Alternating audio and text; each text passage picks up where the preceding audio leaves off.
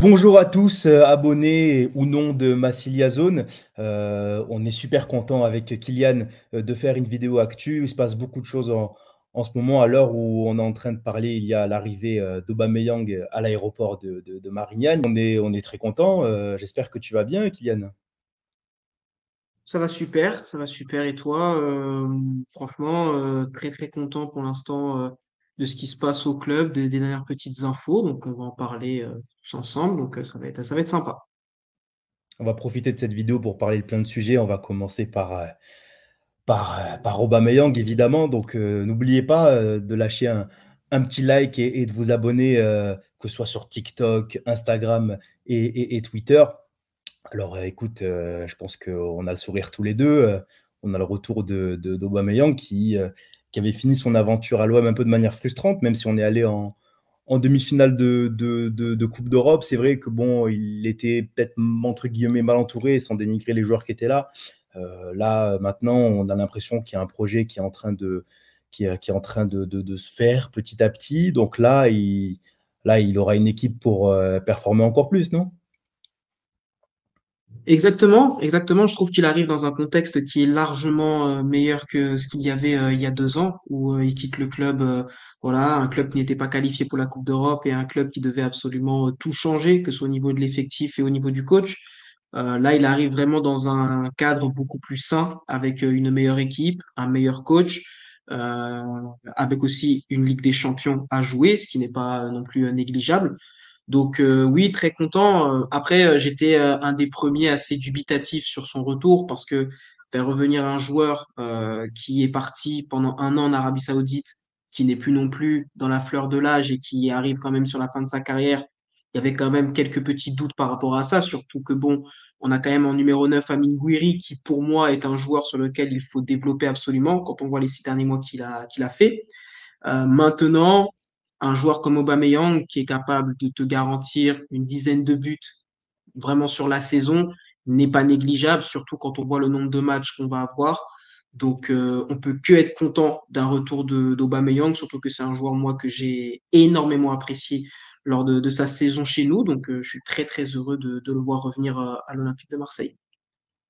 Non, c'est sûr que ça fait plaisir. En plus, bon, c'est l'Arabie Saoudite, certes, mais il a quand même planté 17 buts en Arabie Saoudite, ce qui n'est pas anodin. On a vu des joueurs qui sont arrivés dans la fleur de l'âge en Arabie Saoudite qui n'ont pas réussi à avoir ces statistiques-là. Donc, bon, euh, on va voir comment il va revenir, mais je ne suis pas hyper inquiet parce que je pense que même s'il vient en tant qu'Aubameyang, je suis convaincu qu'il ne sera pas titulaire indiscutable. Je pense qu'il aura de quoi se reposer. En plus, comme je le disais l'année dernière dans la saison, je ne sais plus pour quel match, je disais que quand on a un mec comme Mason Greenwood qui est capable de marquer autant, évidemment qu'il n'y a pas tous les joueurs qui vont mettre 20-25 buts.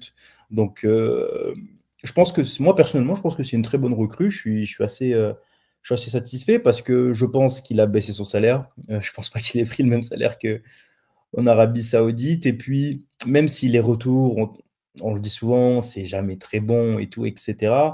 Là, le club a l'air quand même très structuré. Donc, je suis assez confiant sur le fait qu'il nous serve. Donc là, il aura un super accueil, hein. J'espère que là, vous êtes en train de kiffer, en train de regarder son arrivée. Mais ouais, c'est cool. Maintenant, on peut se poser une question. À quel poste il va jouer? Parce que même si, oui, il a un certain âge, on sait qu'Aubameyang peut jouer aussi à gauche. Et Gouiri aussi, d'ailleurs. Il peut jouer aussi à gauche. Après, ça reste quand même un numéro 9, un pur buteur qui a quand même l'instinct du but en lui. Mais c'est un joueur qui peut aussi dépanner également sur les côtés. On l'a vu notamment lors de la saison où il a joué chez nous. Il a joué notamment sur le côté gauche, à une période où Mumbagna avait été replacé en pointe. Donc voilà, c'est un joueur qui peut nous offrir différentes solutions durant la saison. Mais après, connaissant Aubameyang, on sait que c'est un compétiteur, on sait qu'il va venir vraiment pour essayer de jouer le plus de matchs possible, voire même mieux peut-être d'être titulaire. Donc moi, je pense que ça sera une très très bonne chose d'avoir cette concurrence-là entre Aubameyang et Guiri. On aura deux joueurs qui sont susceptibles de marquer des buts, et ça, c'est quelque chose qui est rassurant. Et moi, ce qui me rassure aussi, c'est que je pense qu'Aubameyang, dans ce contexte-là, sera moins livré à lui-même. Sur le contexte de sa première saison, il était totalement livré à lui-même devant, où il a dû sortir une saison à 30 buts, je crois, toutes compétitions confondues. Là, cette saison, ce sera totalement différent parce qu'on a des joueurs qui sont capables de scorer autant que lui, que ce soit Guiri, que ce soit Greenwood. On a des joueurs au milieu de terrain comme Rabiot ou comme Højbjerg qui sont aussi capables également d'être décisifs.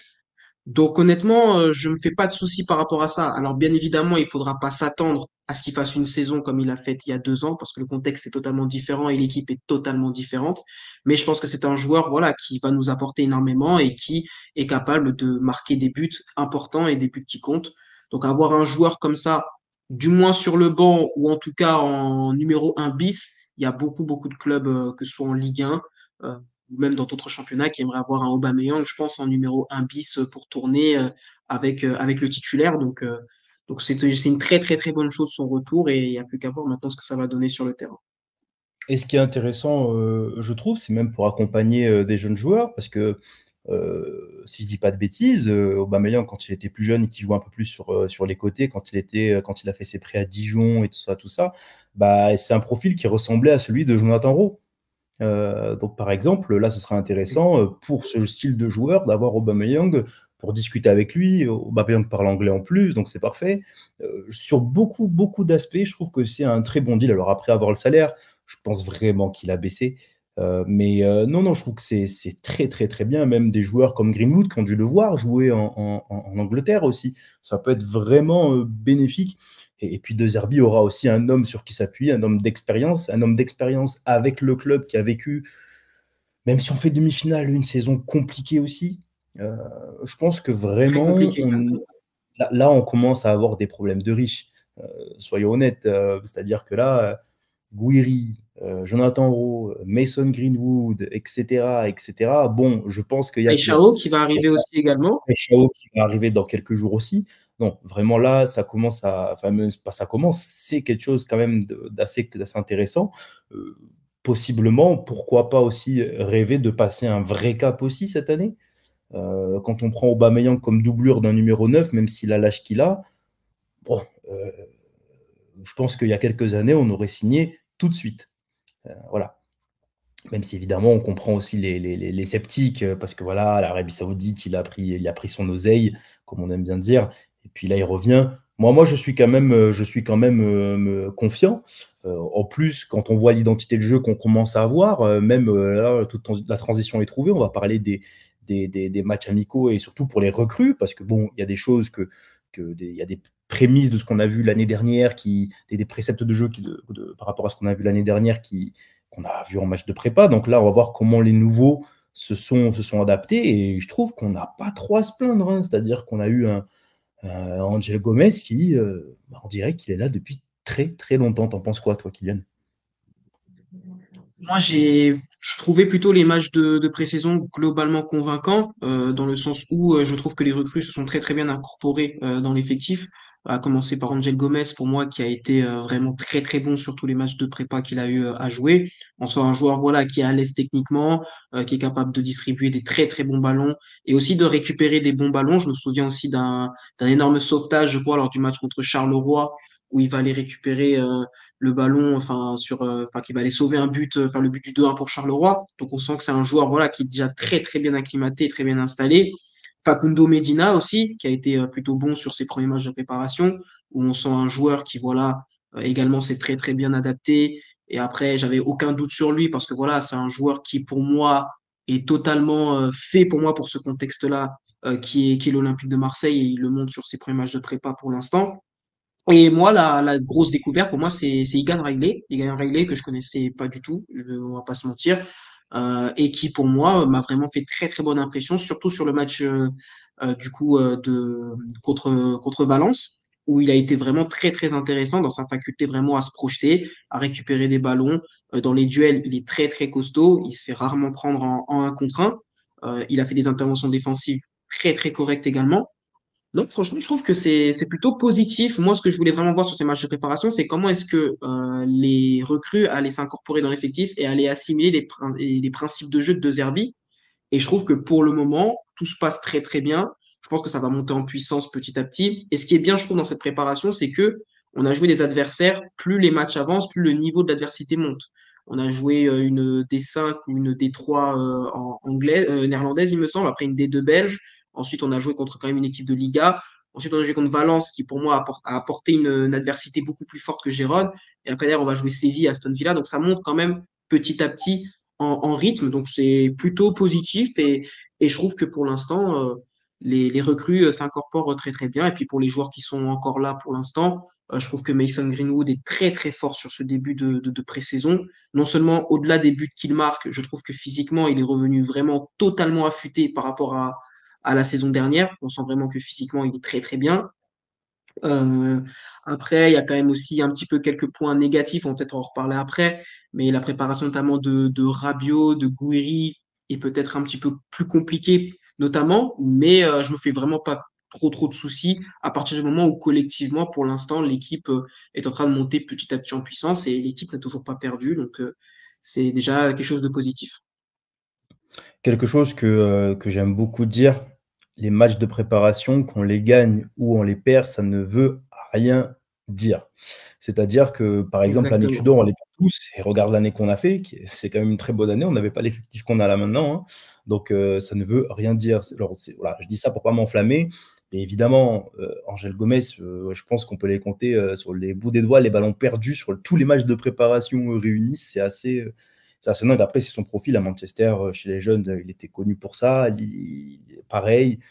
Donc, c'est ce qu'on recherchait et j'ai l'impression qu'il s'est installé. Un truc qui me marque beaucoup par rapport aux recrues, c'est que aucune des recrues n'a peur. C'est-à-dire qu'on a vu Egan Riley tranquillement avancer vers l'attaquant, puis reculer avec le ballon tranquillement pour que le défenseur vienne vers lui et attendre le dernier moment pour la donner. Il l'a fait plusieurs fois dans les matchs de prépa. J'ai l'impression que c'est peut-être une marque de fabrique. Moi, je ne le connaissais pas avant. En plus, on parle d'un joueur de 22 ans. C'est assez rare qu'à 22 ans aujourd'hui, on ne te connaisse pas si tu as du potentiel. Donc, ce serait peut-être, comme j'aime bien le dire, un coup de scouting très intéressant. Je pense que lui est venu pour la rotation, mais ça ne m'étonnerait pas qu'en fonction de ce qui se passe dans la saison, il grappille un peu plus. Évidemment, c'est Ouais, des il matchs de gratte. prépa. Ce Effectivement. qu'il ne faut pas oublier de dire, c'est que je trouve que l'intensité des matchs de prépa était assez faible pour l'instant. Ça ne mettait pas des très gros pressing et tout ça. Nous, on le mettait, mais quand c'était à l'inverse, il y en avait très peu. Donc ça aussi, il faudra attendre de voir, parce qu'en Ligue 1, ça court. Donc il ne faut pas s'enflammer. Voilà, je le répète et je vais le répéter encore une fois. Pour Medina, par contre, ben oui, ben lui, si on parle de peur, lui, il ne connaît pas ce mot, hein. Très, très à l'aise, il n'hésite pas, il frappe, il court. Non, pour le coup, ben, Medina. Lui, on a un peu plus de certitude parce que bah, c'est quand même un défenseur installé en Ligue 1 depuis quelques saisons maintenant, hein, et qui a joué la Ligue des Champions avec Lens. Donc, on a quand même un joueur expérimenté de peut-être 26 ans aujourd'hui. Donc, c'est très, très intéressant. J'ai hâte de voir International argentin contre aussi. j'ai hâte de voir contre Séville, Aston Villa. C'est là vraiment, je pense que c'est ces deux matchs-là où, non pas parce que c'est des grosses équipes, mais parce qu'on arrive à la fin de la prépa, c'est là où je pense qu'on va voir vraiment ce que valent ces nouveaux joueurs. Et on va un peu parler aussi des joueurs, des joueurs qui sont déjà là. Moi, Jonathan Rowe, j'ai apprécié, outre son but qui était très beau, certes, mais outre ça, euh, je trouve que dans ces matchs de prépa, il prend confiance. Je pense qu'il sent qu'on recherche aussi à son poste, hein, soyons honnêtes. L'année dernière, même si je comprends ceux qui ont beaucoup de doutes, je pense aussi qu'il n'a pas été aidé par le système. Donc C'est là, cette ça. saison, c'est la saison pour lui pour essayer de grappiller beaucoup plus de temps de jeu. Donc je pense que là, il a entendu que Peshao arrive. Et sur le papier, Peshao sera titulaire, mais De Zerbi, je pense que c'est quelqu'un qui est très honnête. Et par conséquent, je pense que si Peshao à des moments baisse un peu de régime, je pense que Jonathan Rowe aura sa place. Tu as parlé de Mason Greenwood, c'est assez impressionnant, hein. J'ai pas souvenir à l'OM d'un mec en prépa qui est aussi régulier que ça. Après, c'est un joueur hors norme, pardon. C'est un joueur qui est dans une autre catégorie. Et je pense que là, cette saison, ça va être encore meilleur que l'année dernière. Peut-être pas qu'il mettra plus de buts, mais je pense que dans l'intensité des efforts, que ce soit offensif ou défensif, je pense que ce sera meilleur. Donc, c'est bon pour nous. On prend. J'espère juste qu'il n'y aura pas une offre démesurée qui va arriver d'ici la fin du mercato. Parce que c'est pas impossible, hein. Je Parce pense que qu'il y les a clubs les le clubs voient, hein. saoudiens qui sont notamment sur lui. Les clubs le voient, alors même s'il y a eu ces histoires, moi je pense qu'il y aura toujours un bon club pour le prendre. Donc J'espère qu'il n'y aura pas cette offre parce que si on l'a pris, je pense que malgré tout ce qu'il y a eu à côté, si on l'a pris, c'est pour le garder un peu, pour que vraiment passer un cap. Et lui, c'est comme Rabiot aussi, c'est des joueurs qui vont nous faire passer ce cap-là. Donc, plus Péchao, où on a mis quand même un très gros billet aussi, qui a de l'expérience en Europe aussi. Donc, j'espère qu'on va le garder. Tu as parlé d'Amine Gouiri aussi, je voulais revenir là-dessus. Moi, je ne suis pas si inquiet que ça parce que, bon, tu n'as pas dit que tu l'étais, mais j'ai lu beaucoup de choses via le média où les gens étaient un peu inquiets, où ils disaient ouais, mais il a fait un match moyen et tout, etc. Moi, je ne suis pas trop d'accord parce qu'il a une capacité Gouiri depuis qu'il est à l'Olympique de Marseille, ce qu'il n'avait pas, je trouve, à Nice et à Rennes, ou très peu en tout cas. C'est même quand il ne marque pas, il arrive à participer au jeu et de manière très juste.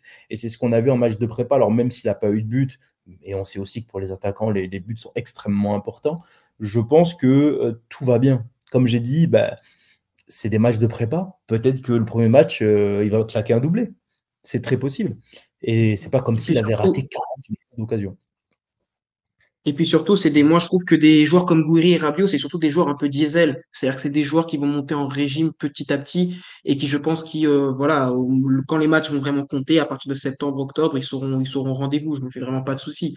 Moi, Gouiri, j'ai aucun doute sur le fait qu'il va revenir à un très très bon niveau. En plus, Gouiri, il arrive dans une saison, je trouve, pour moi en tout cas, qui est charnière dans sa carrière, parce qu'il y aura la Ligue des Champions avec l'OM. Je suis pas certain qu'il ait déjà joué la Ligue des Champions dans sa carrière. Je crois que ça va être la première Si, fois, il me semble. si. Ah Ça si, serait, si, il avait ça serait à démonté, vérifier, mais c'est il avait possible. démonté Il y le aura, il y aura la CAN. PSG. Voilà, c'est ça. Greenwood, il avait Il y aura la démonté le CAN PSG. Ah avec oui. l'Algérie, et possiblement également la Coupe du Monde également avec l'Algérie si l'Algérie venait à se qualifier. Donc voilà, donc je trouve qu'Amine Gouiri rentre vraiment dans une année très très charnière dans sa carrière. Et moi, je pense qu'Amine Gouiri est prêt en tout cas à répondre à ces exigences-là. On l'a vu sur ces 6 derniers mois, hein. C'est un joueur voilà, qui est hyper complet, qui sait vraiment faire beaucoup beaucoup de choses, qui est capable de marquer, de faire marquer, de participer au jeu. Voilà, c'est un très très bon joueur qui est capable aussi de jouer à plusieurs postes, hein. On peut le faire jouer 9 et demi sur le côté. Donc moi, je me fais vraiment pas de soucis pour Gouiri. Et pareil pour Rabiot. Après Rabiot, moi, j'ai encore un tout petit doute quand même sur son utilisation au sein de ce nouveau dispositif, du coup, ce 4-2-3-1. Moi, je pense qu'il Mm. serait vraiment beaucoup plus à l'aise dans le double pivot. En tant que numéro 10, comme ça, je trouve que on gâche un petit peu tout le talent et enfin, tout le talent qu'il peut nous apporter dans cet effectif-là. Mais voilà, Rabiot, encore une fois, je me fais pas de soucis. C'est un diesel. On l'a vu lors de son arrivée à l'OM, ses premiers matchs avaient été compliqués. Et au final, ça a été peut-être le meilleur joueur de la saison. Donc, moi, je me fais vraiment pas de soucis par rapport à Adrien Rabiot. Mm. D'ailleurs, je t'ai coupé, je pensais que tu parlais de Greenwood, en fait, c'est pour ça que je t'ai corrigé sur le PSG. Mais oui, du coup, Amine Gouiri, non, il a pas joué. Il n'a pas joué la LDC. Ouais. Non, mais oui, bah ouais, je suis d'accord avec toi. Année charnière pour Mister Gouiri. Je pense que s'il fait une très grande saison, je pense que ça peut partir dans un très, très, très, très grand club. Je le trouve Et tellement avec un très complet gros billet aussi. et avec un très gros billet. Je pense que là, il n'y a pas eu d'offre encore de gros clubs là cet été. Mais je pense que l'année prochaine, s'il fait une saison à peu près similaire, ça va aller très, très, très, très, très, très loin. En parlant de potentiels billets, on va parler des petites rumeurs qu'il y a eu. On a eu le petit Boisbré, le petit Boisbré qui va partir, pas à l'Olympique de Marseille, malheureusement. Le petit Simon Boisbré, pour ceux qui ne connaissent pas, c'est un joueur qui n'est pas de Marseille, mais qui a joué à Herbel, pour ceux qui sont du Sud et qui connaissent ce club qui est quand même emblématique. Et là, il va partir, je crois que j'avais eu 10 millions plus de bonus à C'est Neom. ça. Donc, si jeune, je crois qu'il a même pas 300 minutes, 200 minutes en professionnel. Après, voilà, malheureusement, écoute, quand on a quelqu'un qui vient nous proposer peut-être 10 à 15 fois son salaire, alors qu'on n'a même pas, pour moi, quand tu joues moins de 200 minutes, tu n'as même pas encore joué en pro vraiment, ça se comprend. Ça se comprend. Mettre la famille à l'abri, comme on dit, avoir de l'argent très vite, il est tellement jeune qu'il peut faire 1, 2 ans et revenir. Par contre, je ne sais pas si tu as vu, c'est un contrat de 5 ans. Ça m'a étonné par contre. Ça m'a beaucoup, beaucoup étonné parce qu'en C'est vrai. général, C'est un contrat de longue durée. Après, peut-être que c'était dans les conditions, sûrement que ses agents ont imposé au club de Neom. Mais c'est vrai que c'est quand même assez surprenant quand même de le voir partir quand même pour un contrat quand même qui est quand même assez long ah quand ouais, même. d'habitude, De c'est 5 3 ans, ans, 3-4 ans à la limite. un contrat longue durée. Ah ouais, c'est que peut-être qu'il y a un vrai projet de peut-être juste brasser de l'argent. Après, voilà, c'est comme aussi le joueur qui était à Nantes aussi, Zézé, qui va partir aussi. Nathan Zézé. Qui va partir aussi pour un salaire astronomique qu'il n'aurait pas eu, à part si c'était devenu un top défenseur en Europe. Donc ça se comprend. Et puis bon, c'est dommage parce que ce petit, il a eu vraiment quelque chose. Ceux qui l'ont déjà vu jouer à un RBL, ils savent qu'il avait vraiment du ballon, ce petit. Même s'il n'a pas explosé comme certains, parce que maintenant à 19 ans, il y en a qui sont titulaires. Donc il n'a pas explosé comme eux, mais le talent, le talent était bien là. Donc toi, t'es pas trop déçu, ça va? Pas trop déçu, non, pas forcément. Et franchement, en toute honnêteté, j'en veux absolument pas non plus à Simon Boisbré parce que quand on voit les contrats qui sont proposés en Arabie Saoudite, sincèrement, pour moi, il n'y a même pas de débat. Alors oui, je peux comprendre que certains observateurs soient attachés à l'aspect projet sportif, à l'aspect carrière, à l'aspect tout ça, mais pour moi, il faut aussi se mettre à la place de ces joueurs-là. Tu vois ce genre de contrat. Tu sais que ce genre de contrat peut te permettre de mettre des générations et des générations derrière toi à l'abri financièrement, c'est des contrats pour moi qui sont absolument irrefusables. Quand tu vois que tu multiplies ton salaire par 10 ou par 15, pour moi, tu peux pas refuser une telle offre. Donc c'est pour ça que je ne peux pas en vouloir à Boisbré, parce que pour moi, il a fait un choix purement de vie, tout simplement, un choix familial. Il a choisi tout simplement de penser d'abord au bien-être des siens plutôt qu'à sa carrière. Et puis il est encore jeune. Il a quoi? Il a 19 ans, si je ne m'abuse. Donc voilà, donc il peut très bien partir 2, 3 ans en Arabie Saoudite et après derrière revenir en Europe. Il a pris son argent, il allait jouer 2, 3 ans là-bas, il revient direct en Europe. Il revient en Europe à quoi? À 22, 23 ans. Moi, je trouve pas le projet si farfelu que ça. Alors oui, ça étonne parce qu'on n'est pas habitué à ça. On n'est pas habitué à voir des jeunes joueurs partir directement comme ça en Arabie Saoudite. C'est un truc qui est tout nouveau Et dans le ça, ouais, football c'est pas la première moderne. fois que ça arrive, parce que Mais même en moi, Chine, c'est ils pas quelque n'arrivaient pas. chose qui... En Chine, ils n'arrivaient pas à les prendre avant maintenant. Là, ils y arrivent, hein. Exactement. C'est pas inquiétant, mais Maintenant, l'Arabie Saoudite arrive. ça va. Moi, je trouve pas ça inquiétant dans le sens où moi, je trouve pas ça inquiétant dans le sens où, pour moi, pour moi, c'est un choix purement de vie. Pour moi, il faut se mettre 2 secondes à leur place. Et pour moi, c'est des contrats qui, pour moi, sont irrefusables quand tu vois le montant des chiffres. Pour moi, je suis pas surpris et j'en veux pas du tout à Boisbré. Pour moi, il a fait un choix purement de vie. Et pour moi, c'est un choix qui est totalement Bien compréhensible. sûr, après, quand je dis c'est inquiétant, c'est dans le sens où, pas pour lui, mais pour ce que peut devenir le foot. Parce qu'en fait, ça voudrait dire que tu auras beaucoup de jeunes qui sortent de centres de formation, qui partent directement là-bas, ce qui se comprendrait, comme on l'a dit. Moi, je pars du principe que chacun fait ses choix. On ne nous doit rien. Ça, c'est un truc qu'il faut retenir. Les joueurs de foot ne nous doivent rien. Ce n'est pas des gens de notre famille. En tout cas, moi, je n'ai pas de footballeur dans ma famille. Je ne sais pas toi, Kylian, mais moi, je n'en ai pas. Donc, mais voilà, c'est peut-être pour ce que J'en ai pas non plus. le foot aujourd'hui est de plus en plus précoce par rapport à l'âge. Il y a 15 ans, 20 ans, pour être en pro, il fallait attendre 21 ans, 22 ans des fois. Là, maintenant, tu as des petites 15-16 ans qui peuvent faire des apparitions en pro.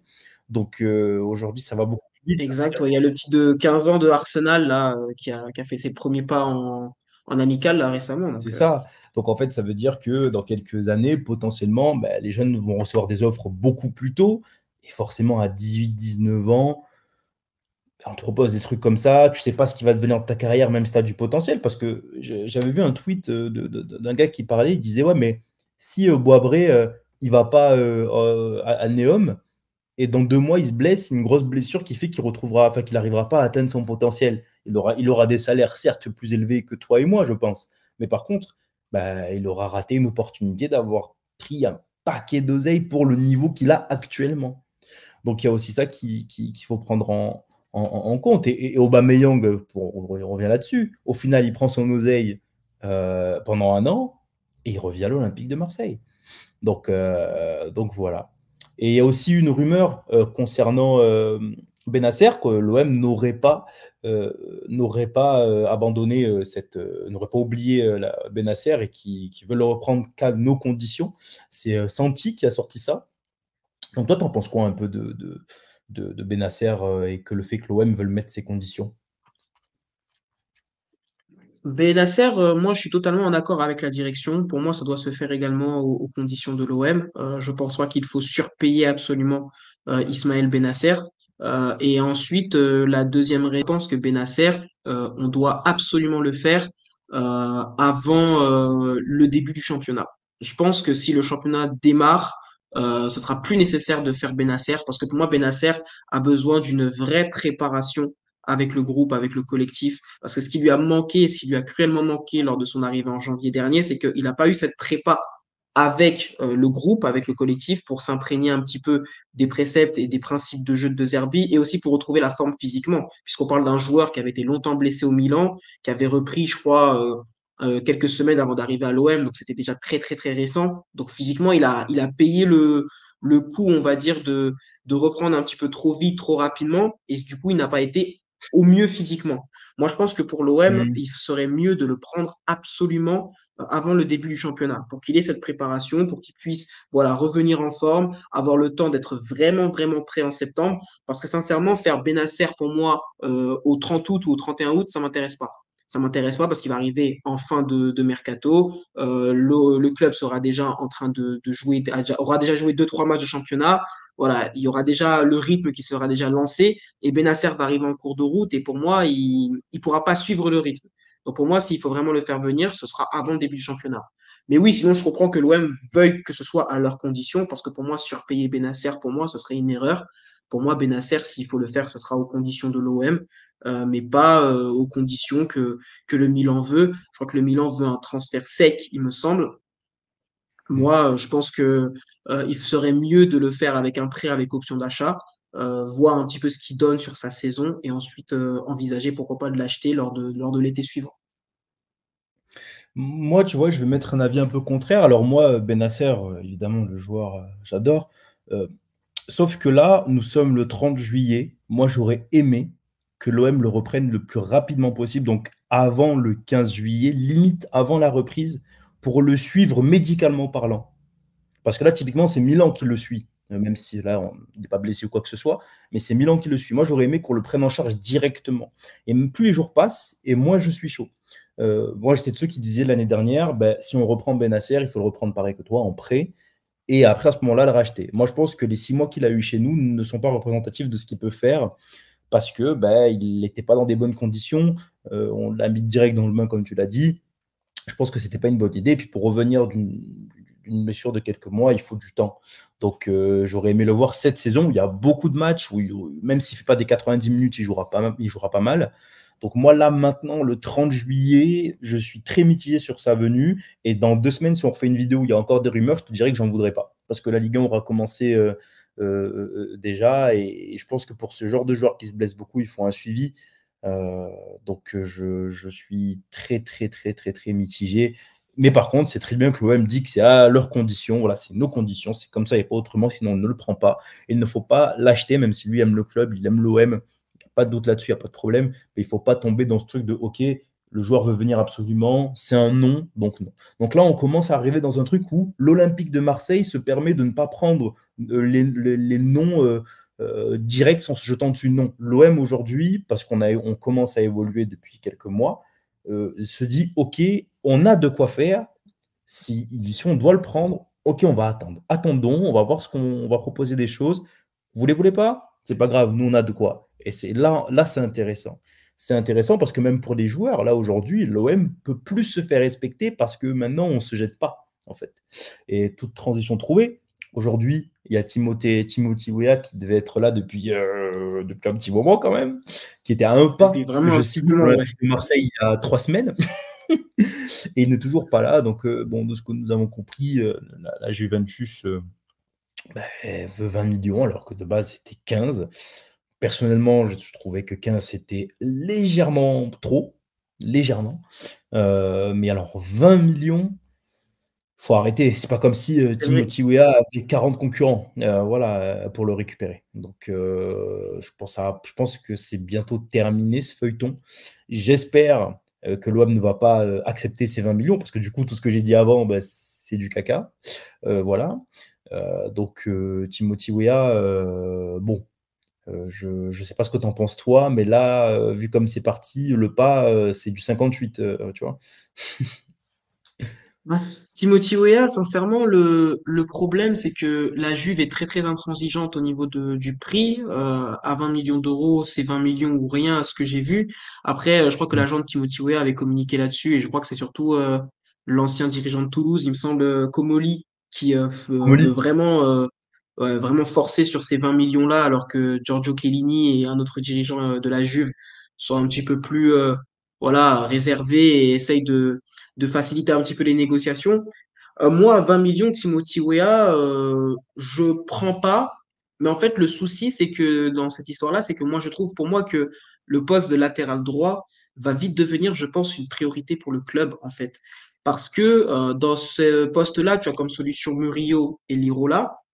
Mhm. Murillo et Lirola, dans une saison comme l'année dernière, où on joue que la Ligue 1 et la Coupe de France, c'est largement suffisant parce que c'est des joueurs, ce reste des joueurs qui sont pour moi corrects pour la Ligue 1. Mais là, dans une configuration où tu vas devoir jouer et la Ligue 1 et la Ligue des Champions pendant les 5-6 premiers mois de la saison, je trouve que ça reste quand même très très léger et que pour moi, le dossier du latéral droit va vite devenir pour moi un dossier important.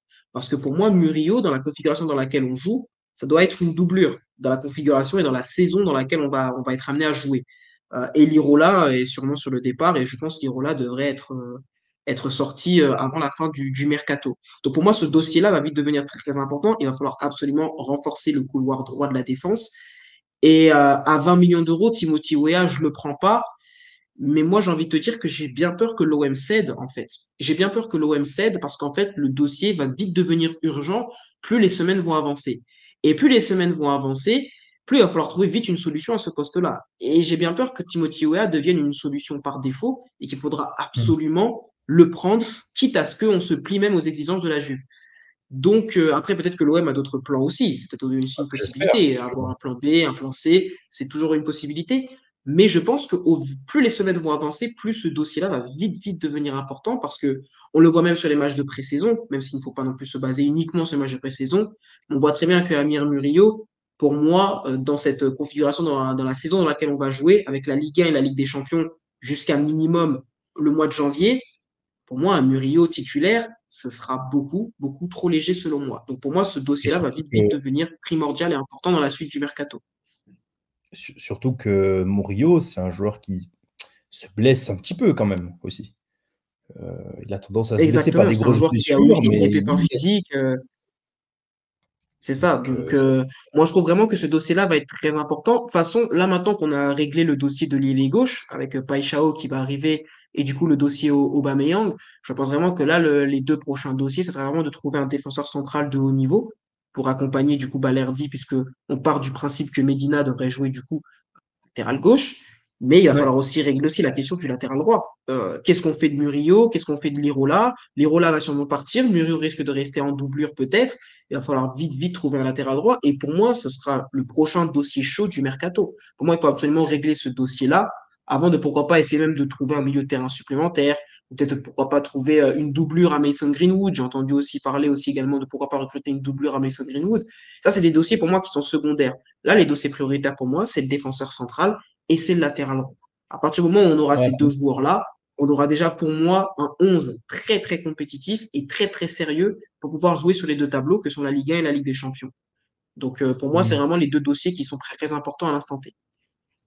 Ouais, surtout le défenseur central, c'est pour moi ma priorité. Après, à droite, de toute façon, moi je pars du principe que le mercato parfait n'existe pas. À la fin du mercato, il y aura forcément des manques, c'est sûr. Parce que c'est comme ça a toujours été comme ça et ce le sera toujours, il y aura toujours des manques. Donc à partir de là, je pense que c'est surtout trouver un concurrent ou une doublure à Murillo que trouver le mec qui va être titulaire indiscutable à droite. Je pense que c'est plus ça le truc. C'est pour ça que je ne le mets pas en prioritaire, prioritaire. Mais après, je pense pas que Wea, c'est le seul plan ou le plan A, parce que même tu peux aller chercher en Ligue 1. Là, je pense à Vanderson, 25 millions. Je pense que Vanderson, tu l'as. Et pour moi, il est meilleur que Murillo. Donc déjà, tu vois, tu as des plans même en Ligue 1, en fait. Tu peux chercher des trucs, tu peux tenter des paris, il y a des choses à faire. Voilà. Maintenant, je crois que c'est la dernière news aussi, on sait que maintenant, l'Atalanta suit Jonathan Rowe, 6 départs de Lookman. Moi, je trouve ça hyper intéressant parce que dans le profil, Jonathan Rowe ressemble un petit peu aussi, ce côté un peu. dynamiteur, il ressemble un peu à Lookman. Et je suis sûr que l'Atalanta saura, s'ils le prennent, en faire de lui un super joueur d'ici 2-3 ans. Donc, moi, je suis représentant de Jonathan Roux, je réfléchis, sachant que la pression de l'Atalanta est beaucoup moindre que celle de l'Olympique de Marseille également. Je ne dis pas que je veux qu'il parte. Moi, je ne veux pas qu'il parte, donc je mets un prix haut pour qu'on peut dire, déchauffer l'Atalanta. Mais c'est intéressant, ça veut dire que Rowe, avec le peu qu'il a montré l'année dernière, il a réussi à taper dans l'œil. Donc ça veut dire que si Rowe devient un joueur, même peut-être une sorte de 12e joueur, 13e joueur impactant, il pourrait partir à une très belle somme. Parce que là on ne parle pas d'un club qui joue le maintien, hein, on parle quand même de l'Atalanta. C'est très intéressant. Bon, je crois que le prix d'Euro serait dans les 20 millions à peu près. Euh, Moi, je pense pas qu'il faille Ouais, le je faire pense, oui. partir. À, Je pense, je pense qu'à 20 millions, ça part. tu penses que ça part? Bah, s'ils veulent le vendre, oui. S'ils veulent pas Ouais, le je pense vendre, à 20 moi, millions. j'espère qu'ils vont dire 28-29. Hein. 28-29, ça part parce qu'on veut pas le vendre. Tu vois?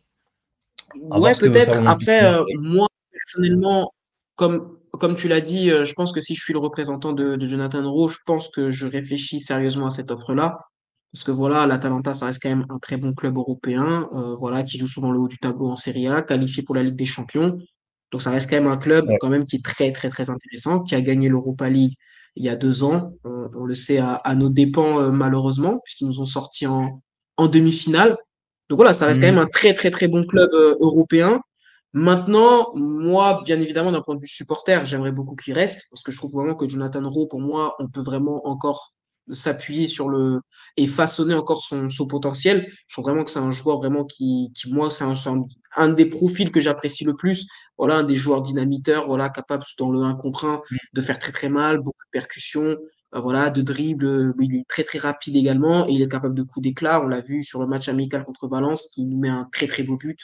On l'a vu notamment à Lyon, notamment l'année dernière. Donc voilà, donc c'est un joueur qui est capable vraiment de gros gros coups d'éclat. Maintenant, encore une fois, si je suis le représentant de Jonathan Rowe, je réfléchis sérieusement à cette offre parce que franchement, l'Atalanta a un projet sportif très très intéressant. Même si bon, il y a eu le départ de Gasperini et l'Atalanta repart sur un cycle totalement nouveau, donc à voir aussi. Mais ça reste quand même très très intéressant dans un contexte, comme on l'a dit, où il aura moins de pression qu'à l'OM et dans un très très bon club européen capable de jouer le haut du tableau en Serie A et de faire de très belles choses, notamment en Ligue des Champions ou du moins en Coupe d'Europe. Donc, moi, je pense que oui, si je suis le représentant de Jonathan Rowe, je réfléchis sérieusement à cette offre. De mon point de vue de supporter, j'aimerais qu'il reste. Et par contre, si je suis l'OM, je mets un prix très très important. Moi, je pense qu'à 20, voire même 25 millions, si on rajoute des bonus, ça doit être ça, la tranche de prix sur lequel l'OM doit tabler pour Jonathan Rowe. Entre 20 et Pour un jeu. 25, pour moi, je pense qu'entre 20 et 25, l'OM risque de dire oui. Honnêtement, on ne pourra pas cracher sur une offre comme ça, surtout qu'on l'a acheté 16 millions, il me semble, à Norwich. Enfin, je crois que c'était 12 plus 4, il me semble. Ouais, plus des Et donc, du bonus coup, on sait pas c'est quoi les bonus, ouais. Et en plus de ça, pour un ouais, joueur qui voilà, aura c'est ça. même pas joué 1500 minutes, quoi. Exactement. Donc, pour Faut moi, oublier, hein, entre 20 et 25 millions, pour moi, ça doit partir coûte que coûte. S'il faut qu'il parte, en tout cas, j'espère que l'OM ne va pas le brader. Parce que si c'est pour le faire ouais, partir à 16 millions comme on ouais, l'a bien sûr. acheté, ça sert strictement à rien. Pour moi, ce serait D'accord. totalement une erreur. Par contre, le faire partir entre 20 et 25 millions, pour moi, ce serait totalement honnête. Et même si j'adore ce joueur, ce serait pour moi normal qu'il parte à ce prix-là, en tout cas. Ce serait un peu une suite logique. Donc là, ce qui est bien, c'est que ben, on sait que la conférence de presse d'Aubameyang sera vendredi. Moi, j'ai hâte parce que ben, forcément, on se doute un peu de ce qu'il va dire. L'OM, c'est trop bien. C'est comme une famille. On sait qu'il va nous dire des trucs qui vont nous toucher. Donc j'espère que vous serez nombreux à suivre la conférence de presse d'Aubameyang vendredi. On a aussi appris que la conférence de presse de Pacquiao sera le 4 août. Le Lundi. 4 août. Donc, dans quelques jours, hâte aussi, parce que je suis très curieux.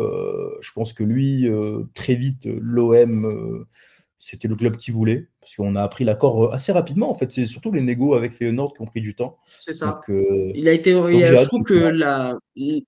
Ouais, je trouve que la négociation entre l'OM et Paixão a été très très rapide, hein. Je crois que quelques semaines après que la rumeur soit Ouais. sortie, on avait déjà un accord entre les deux parties. C'est surtout Feyenoord qui a énormément poussé à ce que l'OM donne un gros billet. Et mais Paixão, je suis très très curieux parce que alors oui, le prix me paraît quand même un petit peu quand même excessif, quand même 35 millions d'euros. Mais encore une fois, dans un marché, dans ce genre de poste-là et ce genre de profil-là, où c'est très très rare de trouver la perle rare, on va dire, je trouve que pour moi, mettre un prix sur un joueur comme celui-là, pour moi, je trouve que c'est normal. Et encore une fois, moi, je l'ai trop peu vu jouer pour donner un avis. Je l'ai vu jouer par séquence en Ligue des Champions, notamment contre Lille, contre le Milan notamment. Mais voilà, je trouve vraiment que dans son profil, voilà, un petit peu de dynamiteur, d'un joueur qui est capable de tirer de loin, un joueur qui, voilà, qui n'hésite pas à tenter sa chance. Je trouve qu'il peut nous apporter un profil totalement différent que ce que proposent nos joueurs offensifs. Donc, très, très curieux de voir ce joueur-là. Après, j'ai vu qu'il était blessé. Donc, je ne sais pas s'il démarrera ou en tout cas, il jouera Non, tout de il ne suite. démarrera pas. Non, non, non. Mais en tout cas, je suis très très curieux de voir ce joueur-là. Et moi, ce que j'ai peur, c'est que je pense qu'il aura beaucoup de pression. Le prix du transfert est quand même très très élevé. Je crois que Ah c'est la oui. recrue la plus chère de l'histoire du club. Donc il y aura quand Mhm. même pas mal de pression. J'espère que ça lui passera au-dessus et qu'il saura nous montrer tout son talent. Mais c'est un joueur en tout cas que j'ai hâte de voir jouer parce que je pense vraiment que c'est un joueur qui peut vraiment nous apporter quelque chose. Après, moi, ce qui me fait un tout petit peu peur, c'est qu'il a quand même 26 ans. Je ne sais pas si on sera capable de pouvoir faire une plus-value sur lui. Surtout que je crois que le Feyenoord touche aussi un pourcentage à la revente également. Donc, à voir aussi. Après, ça dépend aussi, on ne sait pas, hein. Il peut sortir une saison extraordinaire en termes de stats et derrière partir pour un très gros club derrière dans quelques années. Mais il y a, t'as plus de difficultés à faire une plus-value sur un joueur de 26 ans qu'un joueur qui en a 22, 23, 24. Donc, Je sais à pas voir si, ce que ça va donner. je sais pas s'il a fait les 26, mais en tout cas, oui, c'est sûr que bah, je vais faire très vite moi parce que j'ai déjà parlé de ça il y a quelques jours sur le média. Mais oui, 35 millions sur un ailier qui n'a fait aucune sélection avec le Brésil dans un des pires Brésil des 20 dernières années. Voilà, C'est vrai. ça me laisse perplexe. Alors, évidemment, on soutient à fond. Il va être là, on va chanter son nom, on va crier, ça va être la folie. Mais maintenant, voilà, mon côté très pragmatique me dit sur le papier, ça fait cher. 25, j'aurais rien dit. 35, ça me chiffonne un petit peu. Donc, écoute, on n'est pas dirigeant, on n'est pas comptable, mais forcément, aujourd'hui, l'argent a C'est tellement pas notre argent. c'est pas notre argent, mais le foot a tellement l'argent a tellement d'importance dans le foot qu'on est obligé des fois de se dire ah bizarre ou voilà. En tout cas, ces stats de cette saison parlent d'elles-mêmes. Elles sont très très très très très bonnes. L'année d'avant et 2 ans avant, je crois qu'il met je crois 9 et 12 buts TTC, toutes compétitions confondues, je crois. C'est ça. Donc c'est pas mal du tout, mais c'est pas non plus voilà. Donc est-ce que c'était la saison de sa vie? Mais je me dis aussi que nous, on va être une équipe dominatrice en Ligue 1, donc des occasions, il en aura. Pour avoir parlé avec des gens qui sont un peu en scouting, ils ont dit que il y a des côtés brouillons, mais c'est un mec qui est capable de répéter les efforts. Donc, dans ce point de vue-là, on se rapproche de Luis Enrique aussi. Et je suis persuadé C'est ça. qu'offensivement, il est largement meilleur que Luis Enrique. C'est un joueur qui tire beaucoup. Donc voilà, à voir comment ça se passe. Et puis moi, je suis persuadé que Jonathan Roux, s'il reste, s'il s'avère que Mister Pachin a des soucis, je pense que Roux sera là. Donc maintenant, écoute, on a hâte de voir le 4 août, on a hâte de le voir jouer sur le terrain. Je pense qu'il y en a pour quelques semaines. Je pense qu'il sera là peut-être à troisième ou quatrième journée de Ligue 1 peut-être. Il est blessé à l'ischio. Ça aussi, d'ailleurs, ça me dérange un peu parce qu'il a été blessé à l'ischio pendant les négos. Ça me dérange. C'est C'est pas ça. sa faute. Et c'est pas sa faute à lui. Il n'a pas choisi d'être blessé. Mais déjà, c'est que Feyenoord ne voulait vraiment pas le vendre parce qu'ils n'ont pas tenté de le reposer ou quoi. Non, il a fait des matchs. Je crois qu'il avait fait des matchs de prépa. Il s'entraînait à fond et tout. Donc, il s'est blessé. C'est malheureux. On n'a pas de chance parce Moi que d'ailleurs, j'aurais aimé. moi d'ailleurs, je pensais que ça allait un petit peu buter ou en tout cas repousser un petit peu l'OM des négociations, le fait qu'il Pareil. soit blessé, le fait Mm. qu'il puisse pas faire notamment la prépa et que je pensais que l'OM allait directement partir sur un autre dossier et pas du tout. Donc à voir.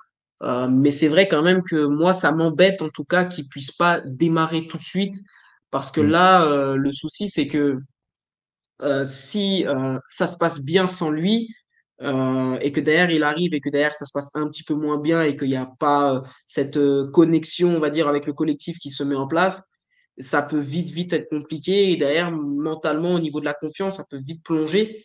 Donc je sais pas, honnêtement. Après moi j'ai envie d'y croire. Moi personnellement, le seul match vraiment de lui que j'ai vu vraiment en entier, c'était contre le Milan AC, le match où il marque au match aller contre Milan. Il fait un voilà, ce match-là, c'est vraiment le match que je retiens le plus de lui. Maintenant, honnêtement, je pense que oui, 35 millions, c'est cher, mais malheureusement, c'est un petit peu les prix du marché. On sait très bien qu'un Surtout joueur cette qui sort saison. une saison à 10 buts, 10 buts, 10 passes D, qui fait une très grosse saison, par minimum à 30 millions d'euros. On le sait très Et bien. encore, s'il Donc était plus voilà, jeune moi, que le seul ça, truc que j'ai un petit peu peur, c'est que s'il était plus moi, jeune ce que que j'ai ça, excuse-moi, Ouais, voilà. je S'il était plus là, jeune que ça, il aurait coûté beaucoup plus cher. 45 ans, Exactement, ça 60 aurait ans. gonflé même. Ça aurait été le double, limite. Honnêtement, il faut pas se mentir, ça aurait été le double. Moi, ce qui me fait un petit peu peur, c'est que j'ai peur qu'il ait cette pression de se dire que voilà, c'est le transfert le plus cher de l'histoire du club. Il va être forcément attendu. Les supporters vont pas lui laisser une miette Ah au non. niveau de ses prestations. Il va falloir qu'il soit vraiment très irréprochable. À voir. Moi, je demande à voir. Je suis assez curieux par rapport à ce joueur-là. Mais c'est vrai que le prix, moi, je comprends que les gens soient réticents au niveau du prix. Je comprends totalement. Maintenant, c'est les prix du marché. On sait très bien qu'il y a un attaquant qui met une dizaine, une quinzaine de buts en championnat. Pour moi, il part minimum à 30 millions d'euros. Et là, on a juste de la chance qu'il ait 26 ans. Parce il aurait eu 2 ou 3 ans de moins. Ça aurait été quasiment le double. Ouais.